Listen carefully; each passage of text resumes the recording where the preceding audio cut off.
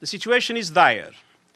Millions of people are barely surviving in the space between malnutrition and hay'adaha gargaarka jamciyadda quruumaha ka dhaxaysa ayaa waxay u baahan yihiin 4.4 bilyan oo dollar si wax looga qabto macluusha ka taagan wadamada Nigeria, Soomaaliya, Koonfurta Suudaan iyo Yemen sida uu sheegay xogayaha guud ee qaramada midoobay Antonio Guterres.